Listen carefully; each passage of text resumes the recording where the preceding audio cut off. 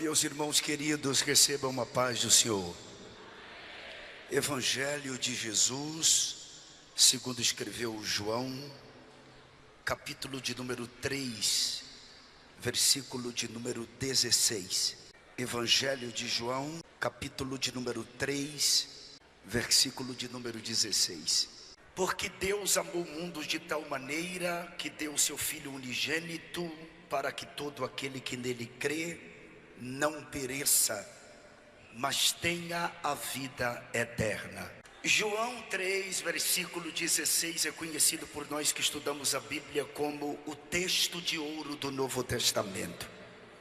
A realeza e a grandeza que se dá a este texto é porque nele está intrínseco, nele está retratado o indizível amor de Deus por nós. Se eu fizesse uma pergunta nesta noite aos pais, e eu me incluo nesta pergunta: se você daria o seu filho para morrer pelos pecados de alguém, eu tenho certeza que a sua resposta seria um enfático não. Eu não daria o David nem o Samuel para morrer pelos pecados de absolutamente ninguém. Deus, Ele não hesitou. Apenas com um único filho Ele o deu para que morresse na cruz do Calvário para efetuar a nossa redenção.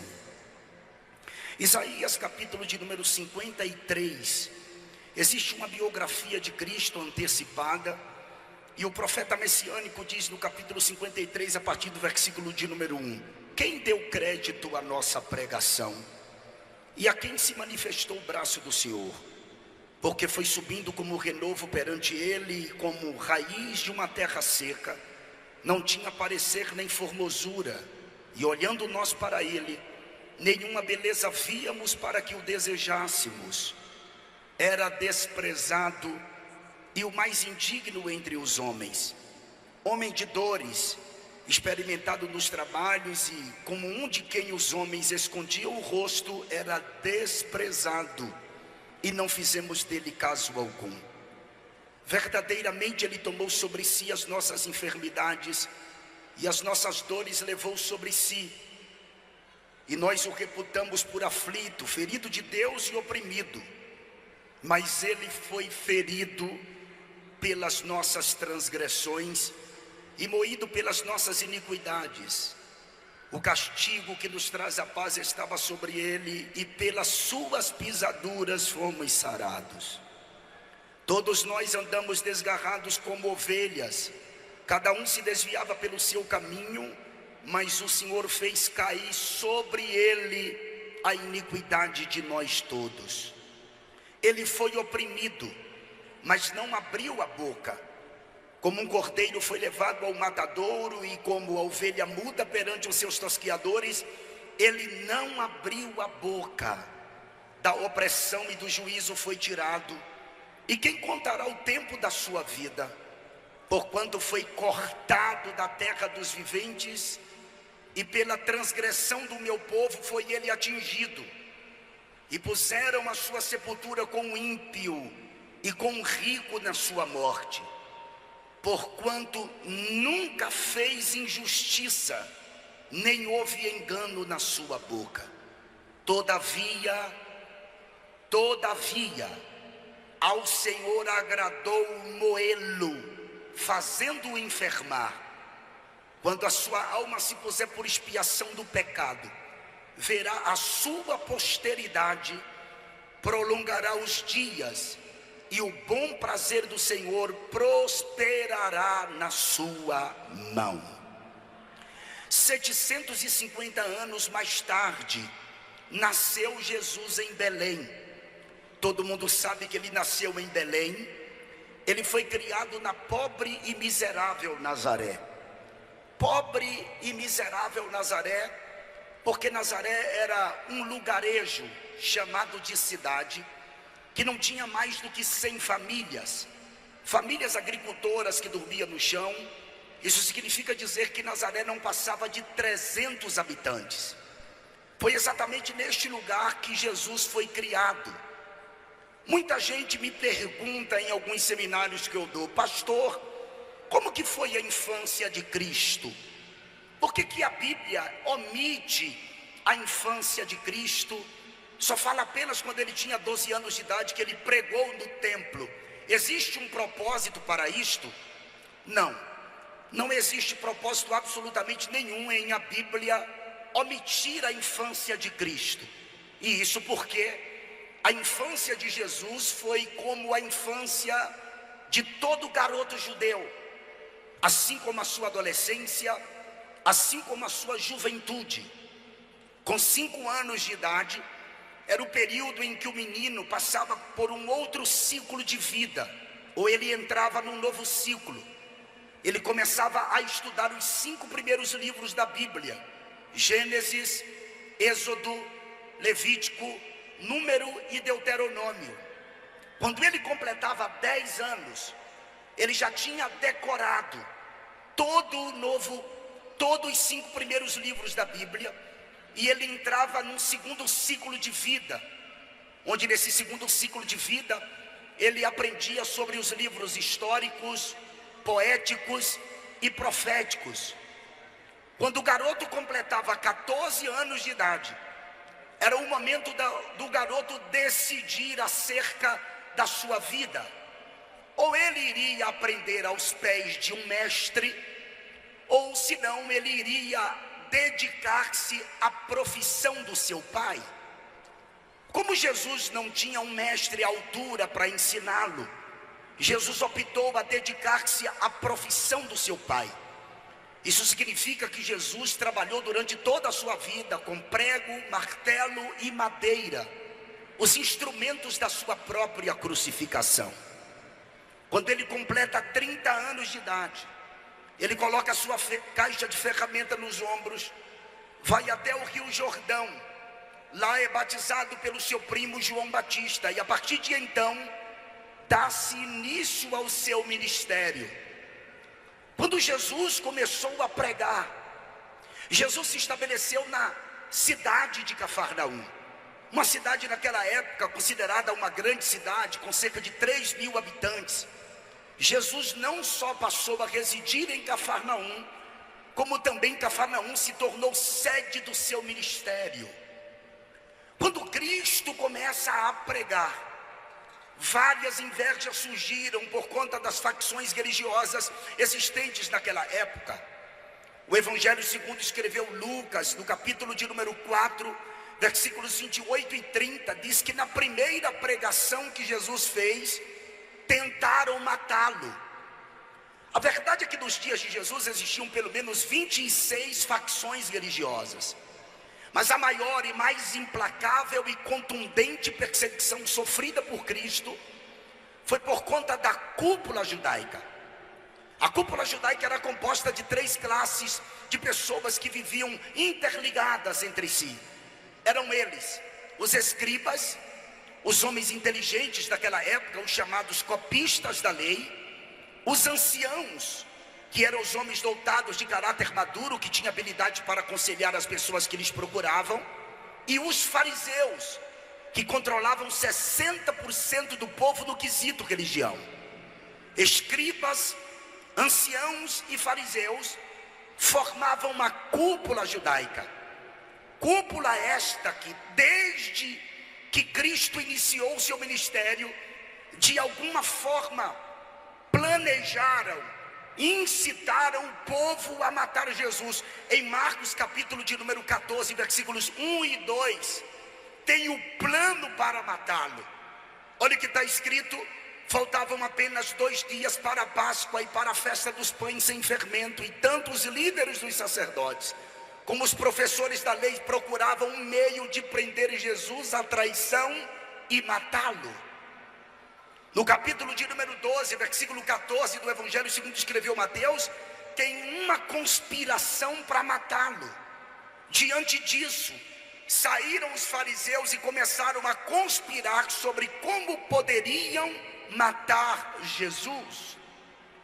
Em João capítulo de número 11, versículos 47 a 51, o sumo sacerdote Caifás assegura que Cristo morreria pelo povo, e está escrito no versículo 46 de João 11: Mas algum deles foram contar aos fariseus o que Jesus tinha feito. Então o chefe dos sacerdotes e os fariseus convocaram uma reunião do sinédrio. O que estamos fazendo? Perguntaram eles. Aí está esse homem realizando muitos sinais milagrosos. Se o deixarmos, todos crerão nele. E então os romanos virão e tirarão tanto o nosso lugar como a nossa nação. Então um deles, chamado Caifás, que naquele ano era o sumo sacerdote, tomou a palavra e disse: nada sabeis, não percebeis que vos é melhor que morra um homem pelo povo e que não pereça toda a nação? Ele disse isso não de si mesmo, mas sendo sumo sacerdote naquele ano, profetizou que Jesus morreria pelo pecado da nação. A verdade é que todas as vezes que tentaram prendê-lo, não conseguiram, porque ainda não havia chegado a hora de Cristo. Mas ele sabia que seu momento iria chegar. E esse momento foi um momento chamado de Pessa, é a Páscoa do povo judeu. Jesus reúne-se com os discípulos, serve a última ceia. E a Bíblia diz no Evangelho segundo escreveu Marcos, no capítulo de número 14, que depois que Jesus serviu a ceia, Judas levantou-se da mesa, no intuito de traí-lo. Jesus sabia que iria passar por uma madrugada de interrogatório, sabia que iria sofrer na casa do sacerdote, na casa do sumo sacerdote, mas mesmo assim, antes de se levantar da mesa e ir para o monte orar, a Bíblia diz que Jesus cantou um hino. Quando ele sai dali da mesa da ceia, ele vai para o Getsêmani com os discípulos. A Bíblia diz que foram apenas Pedro, Tiago e João.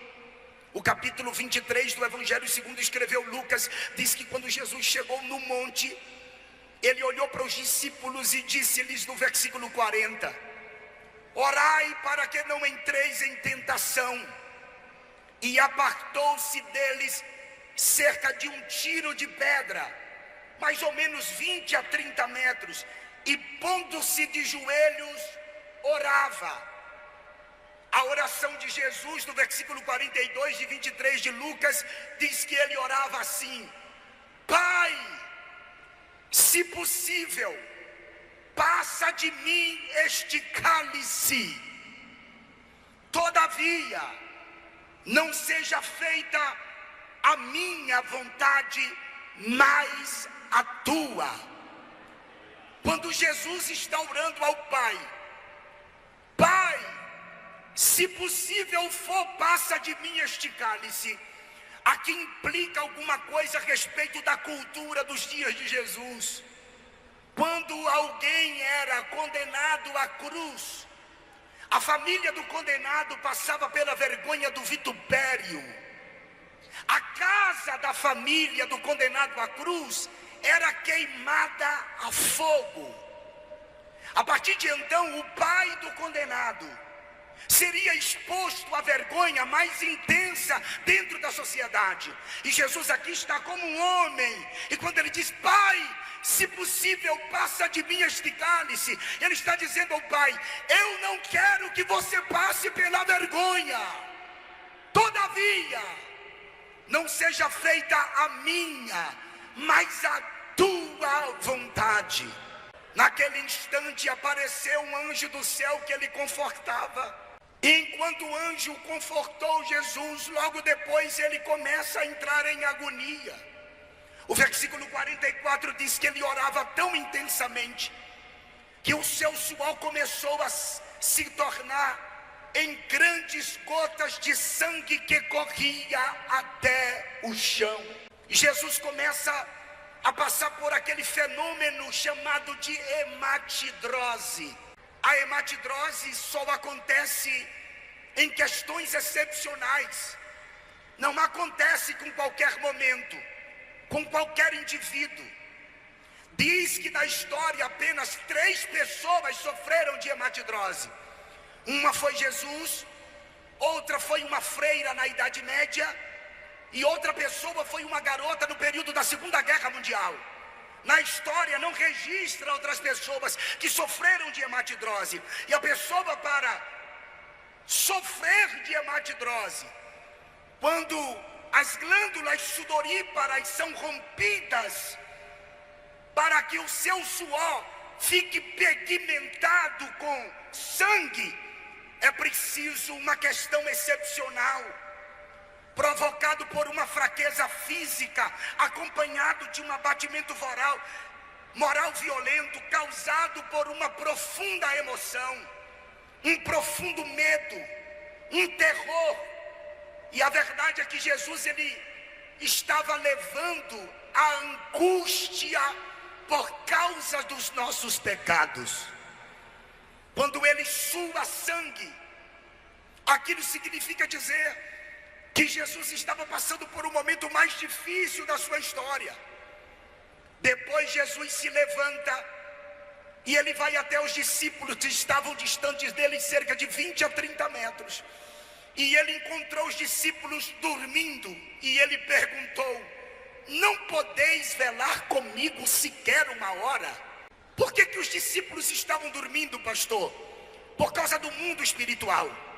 Eu creio que isso já aconteceu com você alguma vez. Você dobrou seus joelhos para orar e o diabo efetuou a operação céu de bronze. E parece que existe uma dificuldade de você se conectar com o trono. E muitas vezes você se pegou dormindo nos joelhos. O mundo espiritual estava em atividade. Não sou eu que estou dizendo, é a Bíblia.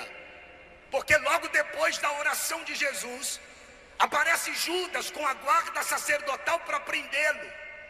Era noite. Judas teve que beijar Jesus, porque os discípulos eram parecidos com ele. Quando Judas beija Jesus, os soldados, que era a guarda do templo, o prende. O versículo de número 52 do capítulo 22 de Lucas diz: e disse Jesus aos principais dos sacerdotes e capitães do templo e anciãos que tinham ido contra ele: saíste com espadas e porretes como para deter um salteador? Tenho estado todos os dias convosco no templo e não estendestes as mãos contra mim, mas esta é a vossa hora e o poder das trevas. Quando Jesus sai aqui do Getsemane, ele é levado para a presença do sacerdote. Depois da presença do sacerdote, ele é levado à presença do sumo sacerdote. E João acompanhou os soldados que levaram Jesus. Pedro de longe também acompanhava. A madrugada foi intensa. Os servos do sumo sacerdote constantemente o esbofeteavam, batia em seu rosto. Pedro, que havia ido nas escondidas até ao local onde Jesus estava sendo interrogado pelo sumo sacerdote, o capítulo 18 do Evangelho segundo escreveu João diz que João era amigo do sumo sacerdote e pediu a porteira para abrir a porta para que João entrasse para o pátio da casa. Era uma noite fria. Pedro se aquentava no lume da fogueira.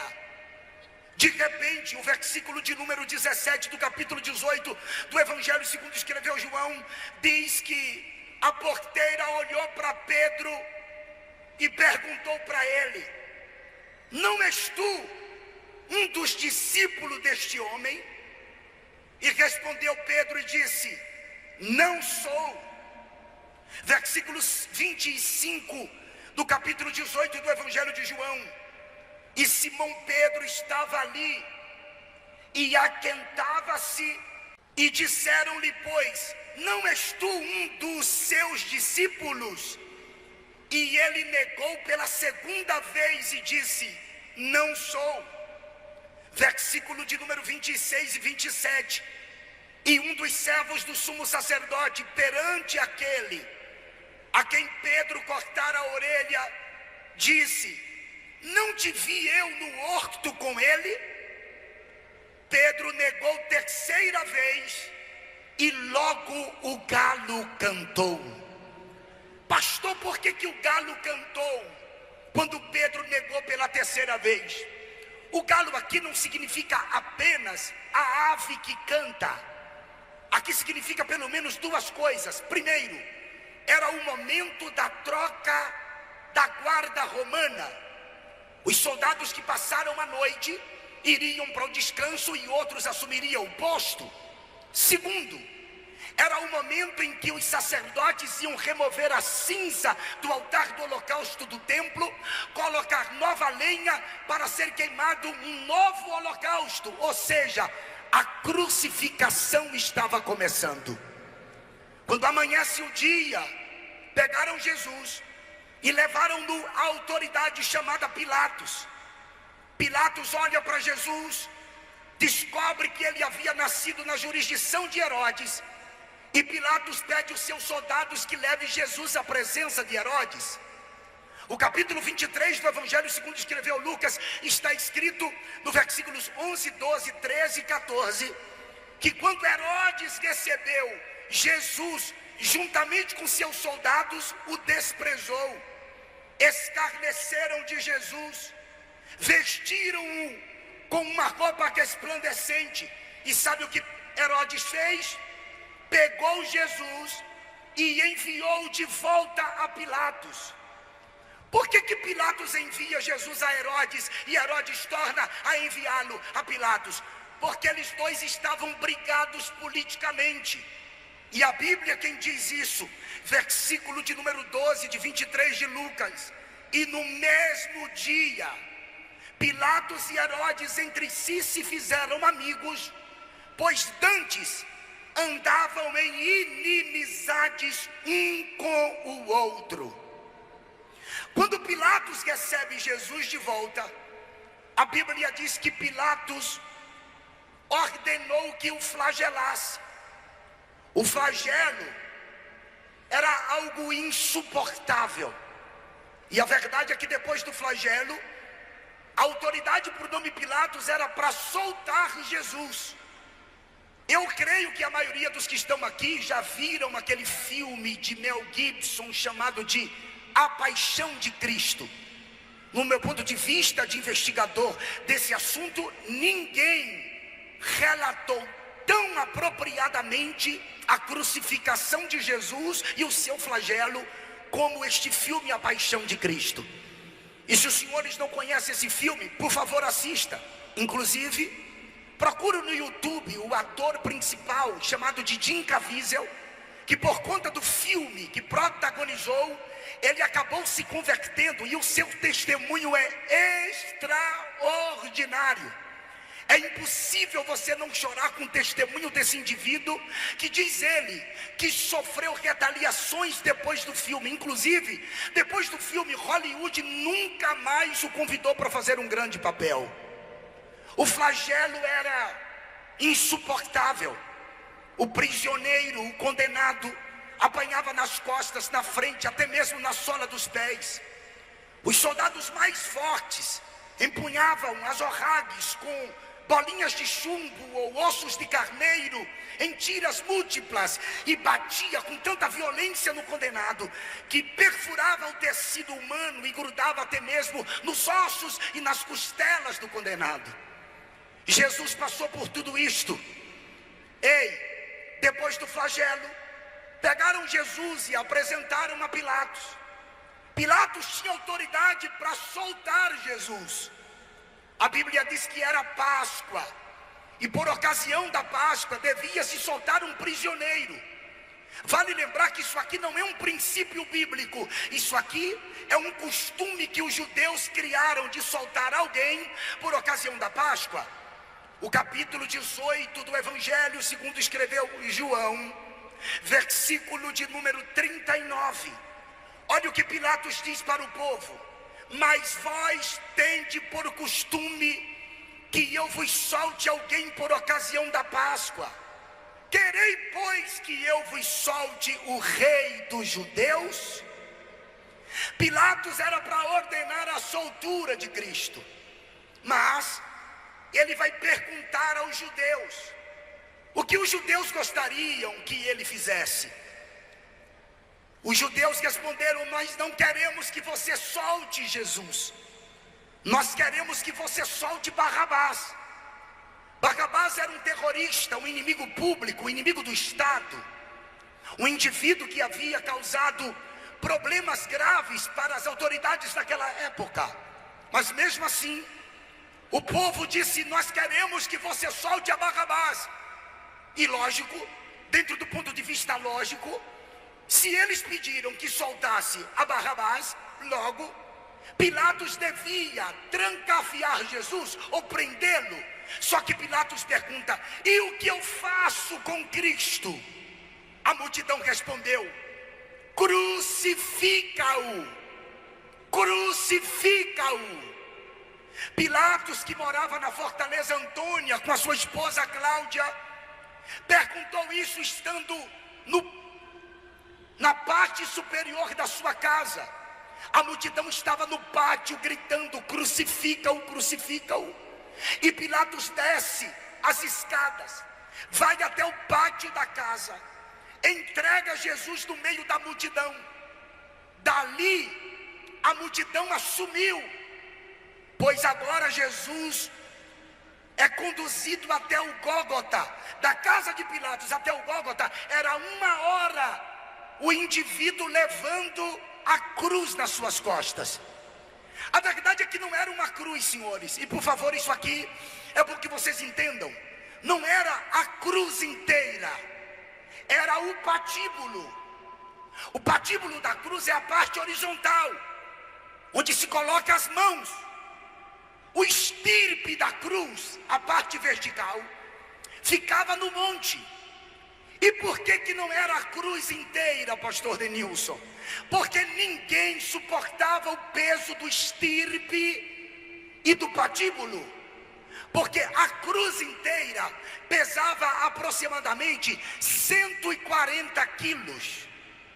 Somente o patíbulo pesava em torno de 60 quilos. O indivíduo não tinha como levar em suas costas. E ele pega o patíbulo e ele vai caminhando em direção ao Gólgota. A multidão fez um corredor móvel até chegar no Monte Caveira.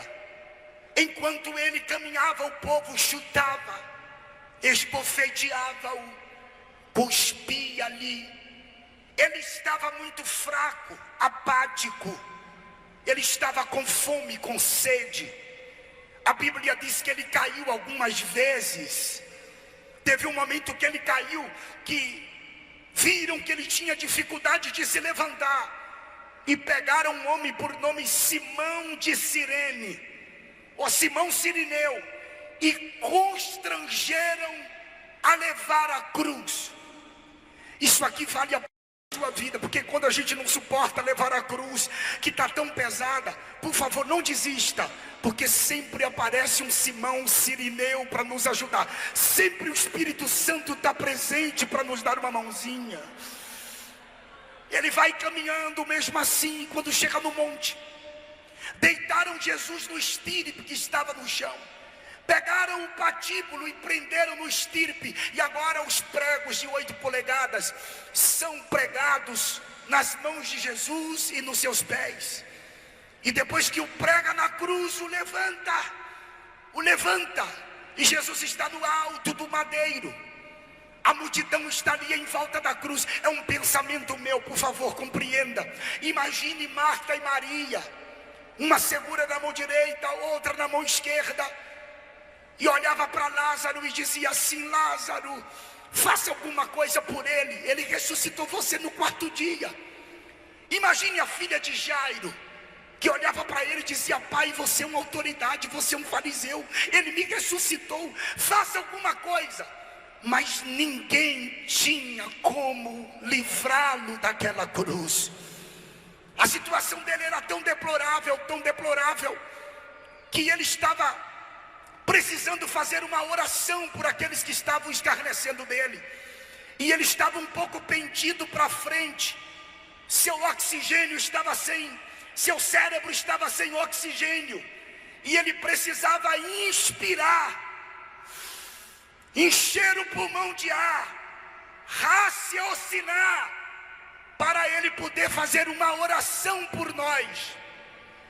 E como ele estava pendido para frente, ele pega pelos pregos, os pregos, e ele levanta o seu corpo, enche o seu pulmão de ar, oxigena o cérebro, e ele faz uma oração dizendo: Pai,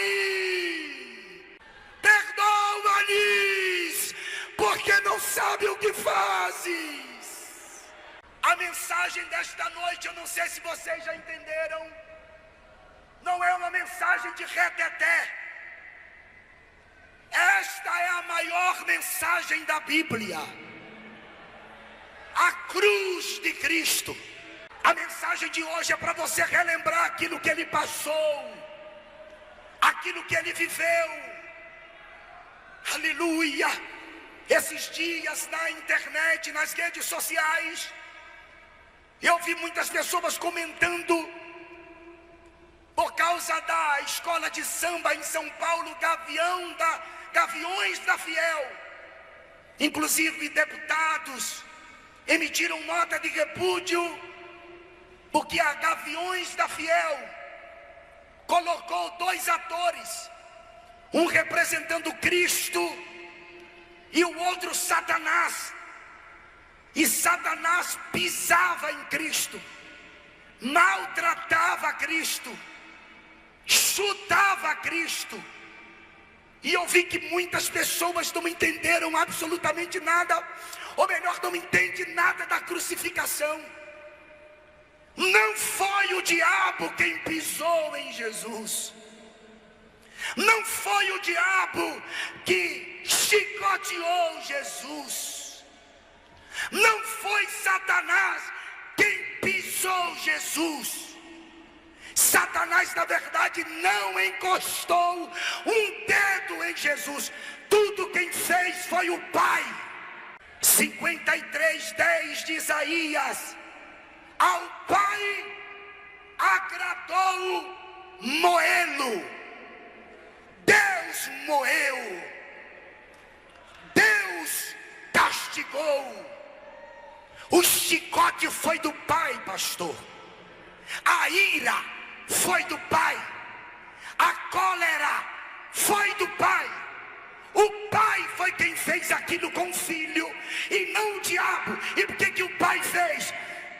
Porque se ele fizesse comigo e contigo, nós estaríamos perdidos. Por que ele fez com o Filho? Porque ele é justo, imaculado, santo, Cordeiro. E ele estava dizendo: eu vou chicotear meu filho, eu vou derramar minha ira sobre meu filho, eu vou bater no meu filho, eu vou expor meu filho ao vitupério, para salvar você, Neemias, para salvar você, Moisés, para salvar você, Peterson, para salvar você, Denilson. Aleluia!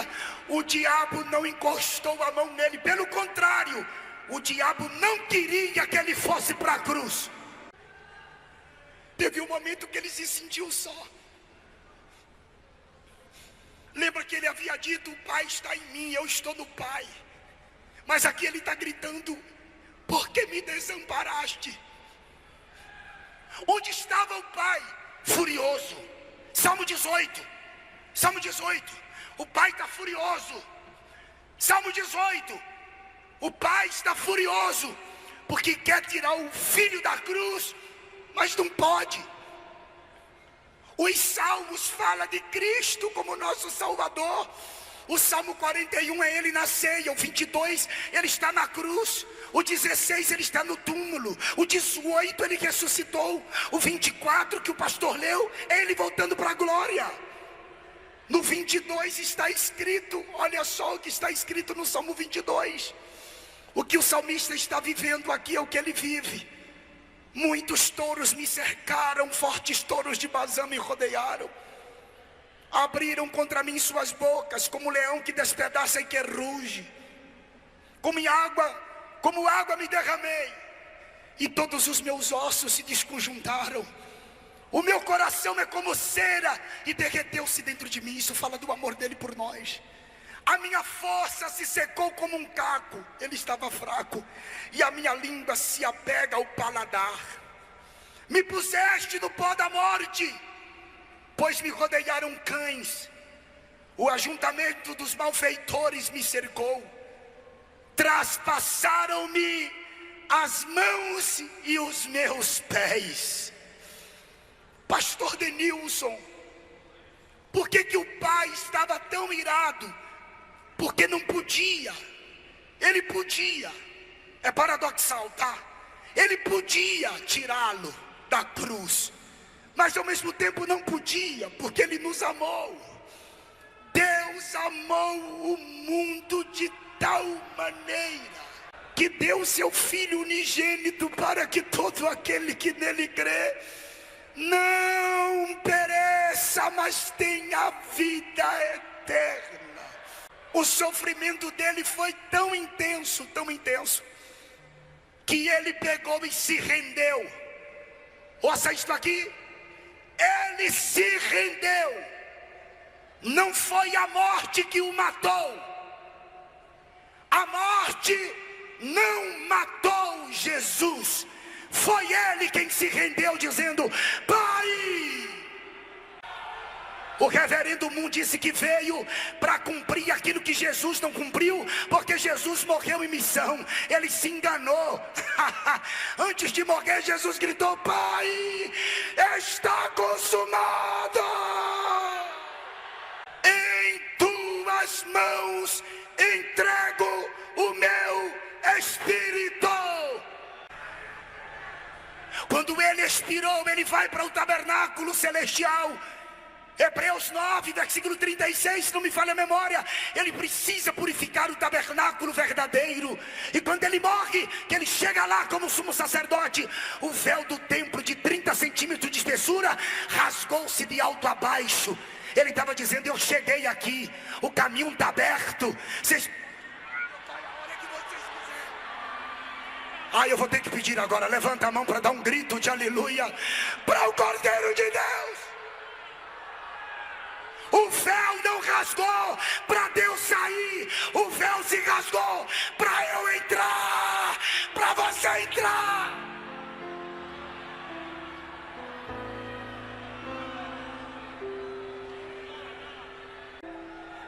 Ele estava dizendo: eu cheguei aqui, eu venci.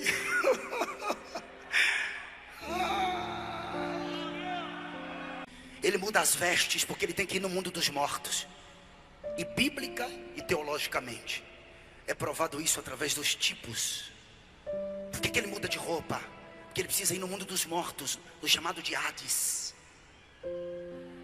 Ele vai anunciar sua vitória. Ele não prega o Evangelion, boas novas de salvação. Ele só anuncia. O seio de Abraão estava lá. Abraão. Por que seio de Abraão? Por causa da esperança de Abraão. E por que estavam ali? Porque aqueles que morriam em Deus no Antigo Testamento não podiam subir, porque havia uma separação entre Deus e o homem. Mas agora o véu rasgou-se. Lembra do que Jesus disse ao ladrão da direita, o Dimas? Hoje estarás comigo no paraíso. Pensa quando Jesus chegou lá embaixo. Abraão olhou e disse assim: foi a minha fé. Adão olhou e disse assim: eu me vesti com as vestes dele, com a pele dele. Ele é o cordeiro morto na fundação do mundo. Sansão olhou e disse: ele foi a minha força. Manoá gritou: eu o vi numa coluna de fogo. Isaac disse: ele é o poço que deu águas vivas. Jacó gritou: eu lutei com ele no Val de Jaboque. Daniel disse: eu vi como um ancião de dias, mas estava na cova dos leões comigo. Misael, Ananias e Azarias olharam e disse: ele era o quarto homem no meio da fornalha de fogo. Ezequiel olhou e disse: ele é o rio que por onde passa os charcos de lodo são sarados e tem muitos peixes. Isaías gritou: ele é Emanuel, mas é maravilhoso conselheiro, Deus forte, Pai da eternidade. Ele é príncipe da paz. Os ateus dizem que ele não é nada. Os comunistas dizem que ele foi um revolucionário. Os panteístas dizem que ele é uma essência. Os maçons dizem que ele foi o arquiteto do universo. Os budistas dizem que ele foi um criador de religião. Os islâmicos acham que ele é menor do que Maomé. Os espíritos dizem que ele é um espírito evoluído. Silvio Santos disse que ele é um político. Se viesse hoje, seria um político como Luiz Inácio Lula da Silva, Ciro Gomes ou outro qualquer. Mas Maria Madalena olhava para ele e dizia: é o Rabuni do jardim. Bartimeu disse: é o prazer de enxergar. Lázaro disse: melhor amigo não tem. João diz: é o amor. Pedro disse: é a pedra que a igreja, a Assembleia de Deus de Betim está edificando. Paulo disse: só a profundidade das riquezas, tanto da sabedoria como da ciência de Deus. João Batista disse: ele é Reina e Serra Elohim Hanishó Et Hatat Haaret. Ele é o Cordeiro de Deus que tira o pecado da terra. E a 14ª escola bíblica de obreiros de Betim, para ela Jesus é quem salva, quem liberta, quem cura, quem batiza com o Espírito Santo e vai voltar para arrebatar a sua igreja. Quem celebra Cristo nesta noite, levante a mão, levante a mão, levante a mão, levante a mão, dá um grito de aleluia para o Cordeiro de Deus.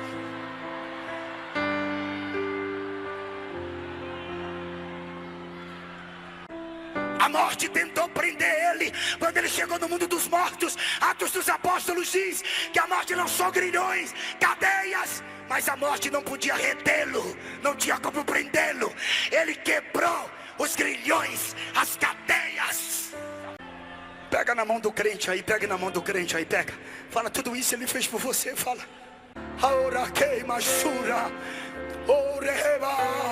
Alguém sente a presença dele. Alguém sente a presença dele. Então celebre a ele. Domingo de manhã cedo, as mulheres do sepulcro. Quem? Maria Madalena. Quando chega no sepulcro, o sepulcro estava vazio, o sepulcro estava aberto. Eu vou repetir, não é porque você não entendeu, é só para grifar na sua mente. Maria Madalena, quando chegou lá com aloés, mirra, cássia, para passar no corpo do morto, porque eles queriam na ressurreição conforme a profecia de Oséias, mas eles não queriam que o morto ressuscitasse fedendo. Só que Jesus já tinha sido ungido. Quando ela chega lá, a pedra já havia sido removida e o sepulcro estava vazio. E Jesus estava ressuscitado e perguntou para ela: por que você procura dentre os mortos aquele que já ressuscitou? E ela conheceu ele pela voz, porque as ovelhas ouvem a sua voz e seguem. És tu, meu Senhor. Ela vai pegá-lo. Ele disse: não me toques, não me pegues. É o termo grego. Eu ainda não subi a meu pai. Como assim? Ele morreu e não foi lá como sumo sacerdote. Agora ele ressuscitou com o corpo. Ele precisa ir lá para que o pai chancele a ressurreição do corpo. Aí ele vai lá e volta para ficar ainda 40 dias com os discípulos.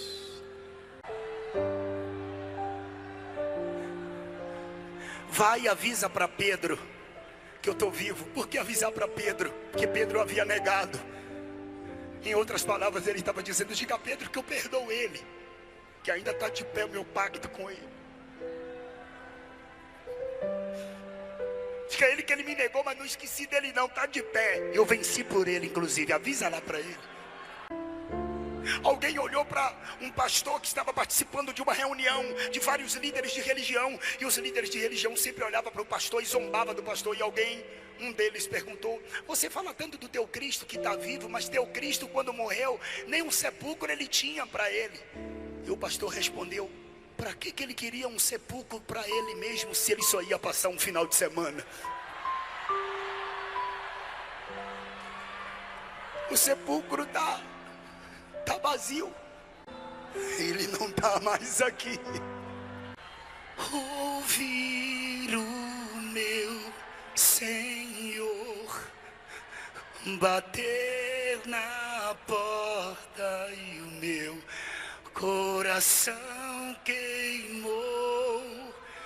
Ouvir o meu Senhor bater na porta e o meu